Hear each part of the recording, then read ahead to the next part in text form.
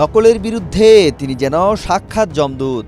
পরীক্ষায় কারচুপির বিরুদ্ধে আপোষহীন সেই চিরচেনা মেজাজে আবারও ধরা দিলেন শিক্ষামন্ত্রী ডক্টর আনম এহসানুল হক মিলন।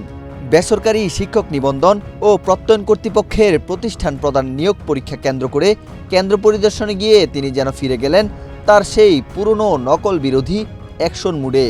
শনিবার শিক্ষামন্ত্রীর ভেরিফাইড ফেসবুক পেজে পরিদর্শনের ছবি আপলোড দেওয়ার পর বেশ আলোড়নের সৃষ্টি হয়।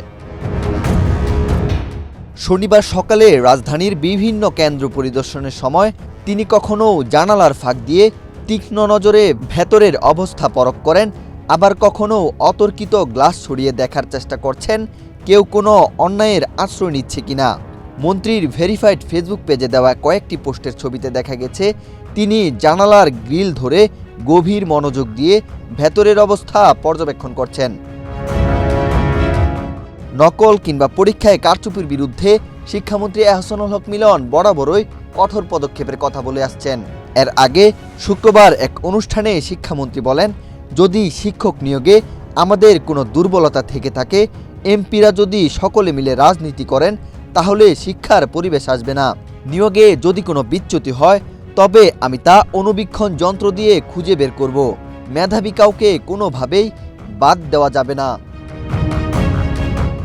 এদিকে সংশ্লিষ্টরা জানান, আজ সকালে এনটিআরসি সহকারী প্রধান শিক্ষক ও প্রত্যয়ন কর্তৃপক্ষের প্রতিষ্ঠান প্রদান নিয়োগের লিখিত পরীক্ষা কেন্দ্র পরিদর্শন করেন শিক্ষা এবং প্রাথমিক ও গণশিক্ষা মন্ত্রণালয়ের মন্ত্রী ডক্টর আনম এহসানুল হক মিলন।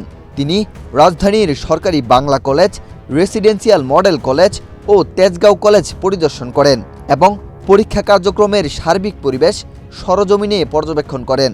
এছাড়াও government college of applied human সায়েন্সে মাদ্রাসা শিক্ষকদের পরীক্ষাও পরিদর্শন করেন তিনি। ওয়াহিদ হোসেন জিহাদ, বাংলাদেশ প্রতিদিন।